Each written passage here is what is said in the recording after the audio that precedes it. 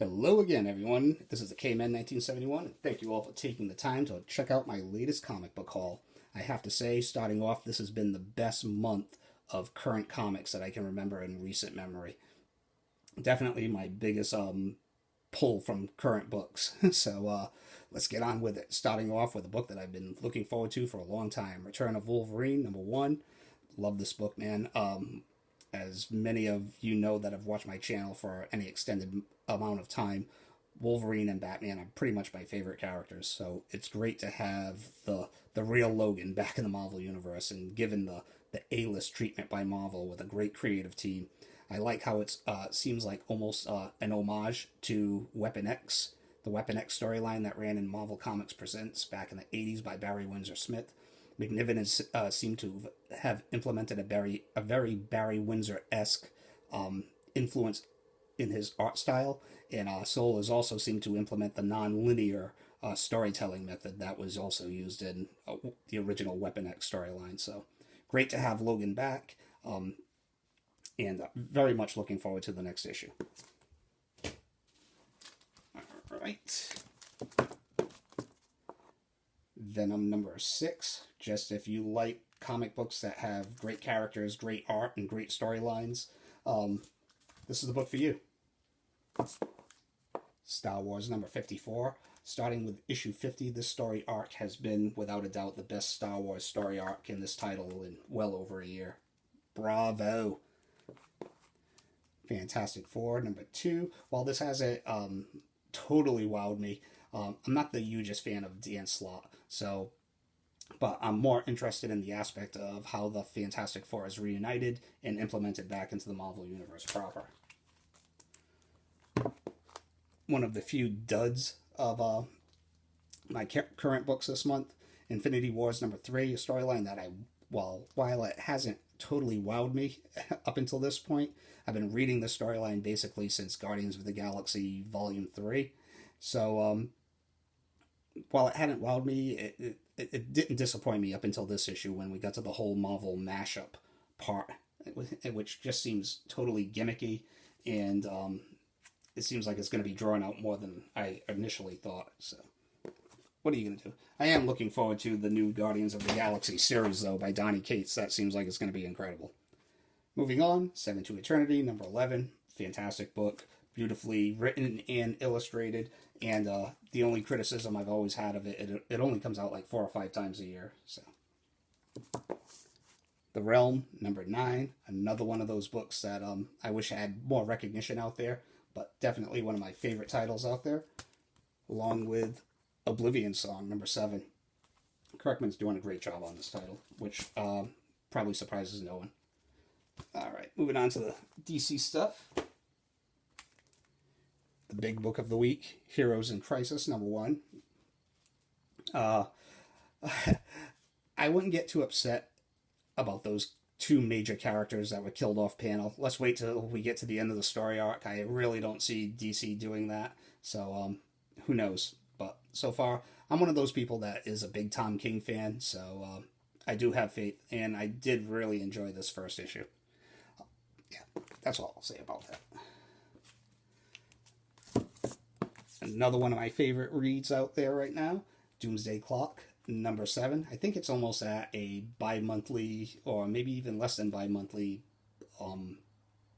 release schedule now. I know it got caught behind for a little while, but definitely can't wait to see where this story arc goes.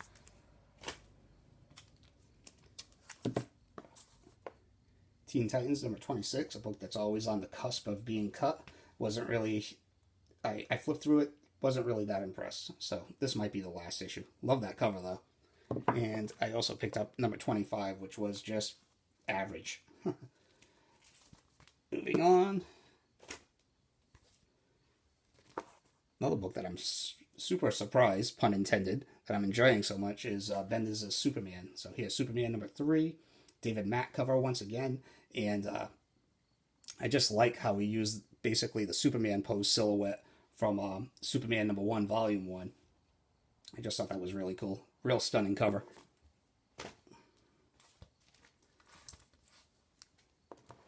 Injustice versus Masters of the Universe. just a fun title, man. I mean, you have the DC characters in there, you have Masters of the Universe, and you have Jack Kirby's Fourth World all colliding. So that kind of stuff can only happen in comics, which is really awesome.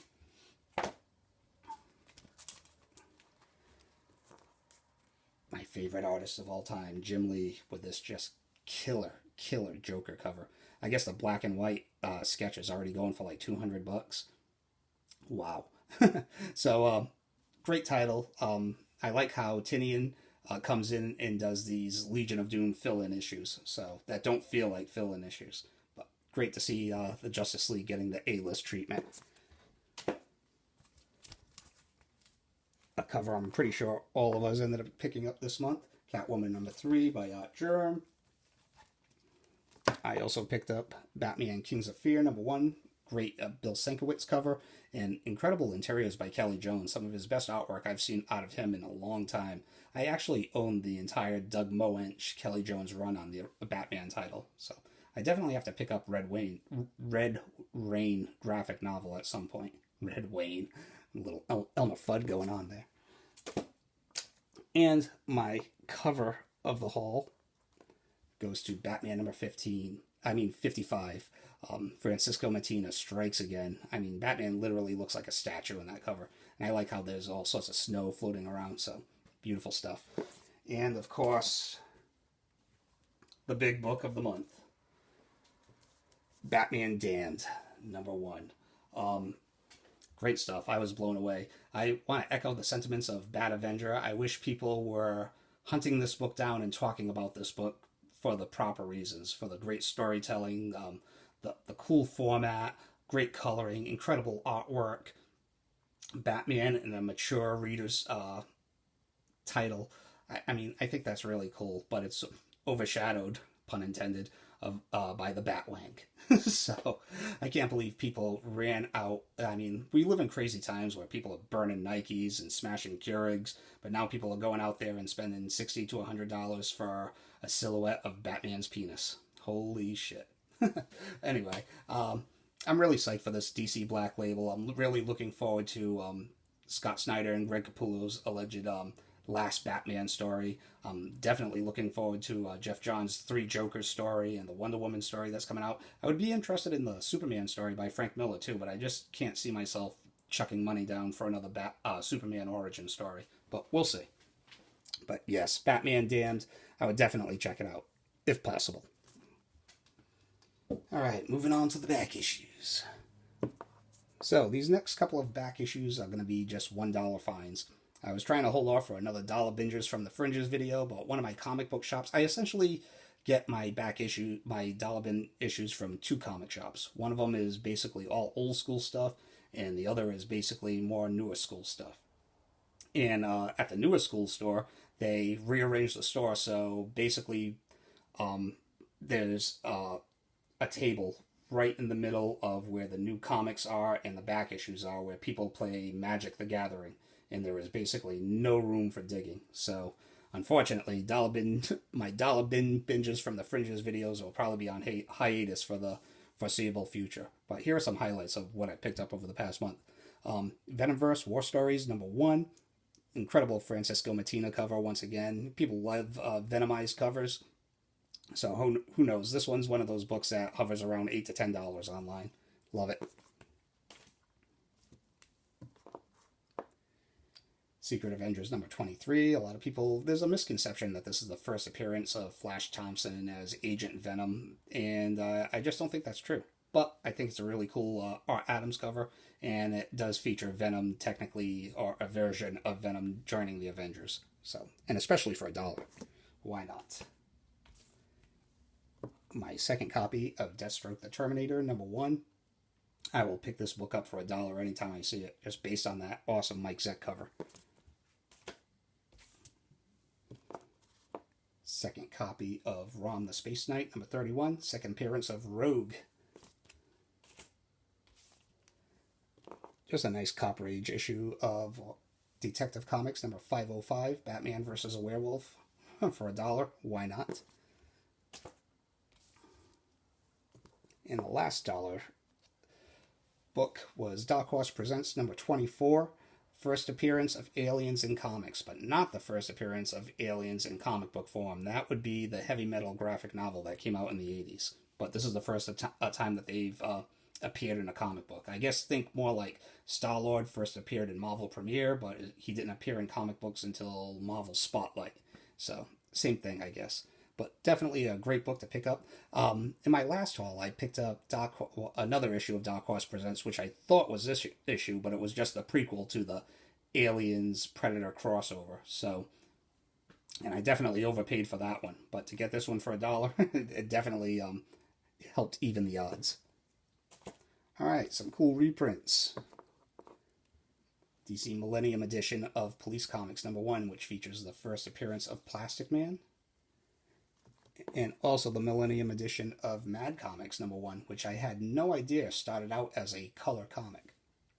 But two books that I'd love to have in my collection, but will never chuck the money out there to actually, get a copy, a real copy. But I like these Millennium Editions. The Incredible Hulk, number 367. This is the first Dale Keown artwork on the Hulk, and he is in my holy trinity of my favorite Hulk artists that include Todd McFarlane and Gary Frank.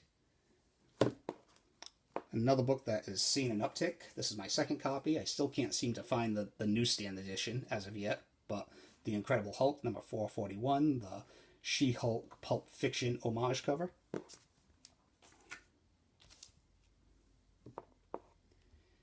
I finally tracked down a copy of G.I. Joe #2, first print. I mean, you can get this online for, $10, $15, maybe $20. But I didn't really want to pay that. So I finally found one of these out in the wild. Probably just fine condition, but that's good enough for me now. And I think I have a run of G.I. Joe 1 through 5 now.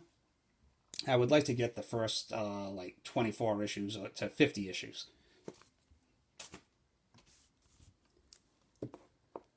Wonder Woman number 83. I guess a bondage cover, but I bought it more for, it's just an awesome Brian Boland cover for only like $2.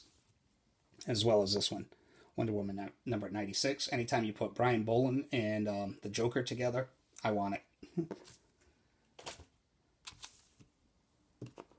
Justice League of America number 160. Just another JLA JSA team up. And this is also my first Whitman comic that I've had in my PC since childhood. So, pretty cool. I think it only goes for like $5 or $8. Here is an upgrade, Marvel Team Up, number 55. I want to say very fine condition. The copy I had was a ratty VG copy, I think. And this is the first appearance, I believe, of the Gardener and one of the Infinity Gems.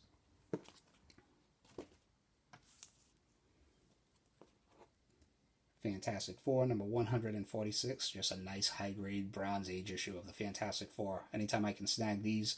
Any Fantastic Four Bronze Age issues from 150 and before that seem to go for more of a premium. So if you can see them out there in the wild, I would pick them up.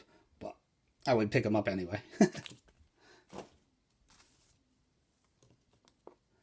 Wonder Woman number 219. Wow, I really fell off the bondage bandwagon with this. 2 bondage books in one haul.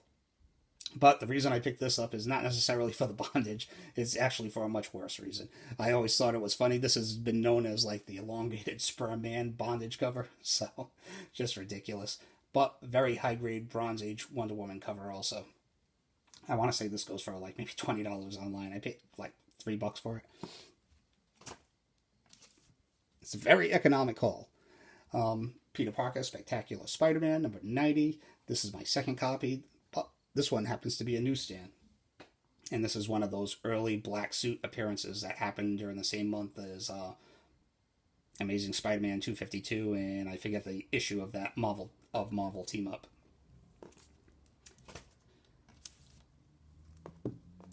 Spawn! Spawny Guy, number 1. This was only $5, near mint shape at one of my comic book shops. Now, for years, I would just Spawn number 1 for $5. How insulting. But nowadays, if I can find a high grade of issue of Spawn number 1 for $5, I'll probably pick it up.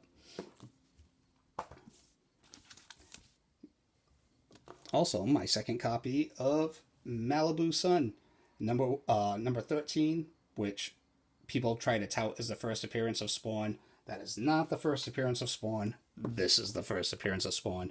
Just ask CGC. But this is supposed to be rare. This is my second copy, and this is also,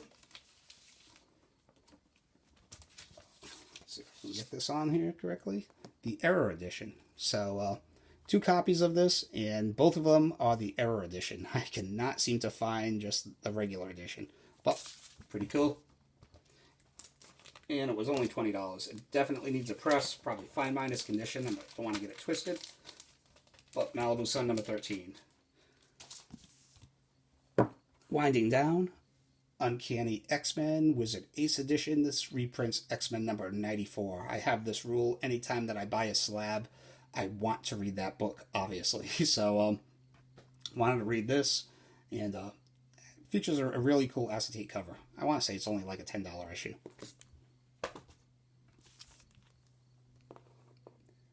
Avengers number 44, which features the origin of the Black Widow, with allegedly a Black Widow movie in the works, I guess. I think this could be a book worth hunting down. Here's a book that I just picked up yesterday that I could not believe was at one of my LCSs. Justice League of America, number 75. Fine minus condition, but for only $20.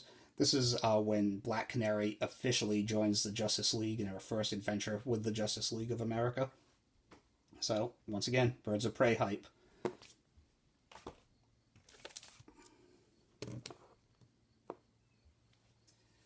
Teenage Mutant Ninja Turtles number 1, 4th printing. I've come to the realization this year that there are some books that have just left me in the dust, and unless I come across them in a yard sale or whatever, I will probably never have them in my collection. So, Teenage Mutant Ninja Turtles number 1, first print, has always been on my list, as most 80s kids, but that book is just obnoxiously expensive. So, looking into the subsequent printings, I found a copy of the 4th printing for around $20, $25, which is a decent price, I guess, but I'm really happy with this pickup. I've never actually read Teenage Mutant Ninja Turtles number 1, and this version actually features a pretty cool wraparound cover. So nice. And my pick of the month, pick of the haul rather, Batman Adventures number 1, featuring, I believe, the 3rd appearance of Harley Quinn, book that's always seemed to have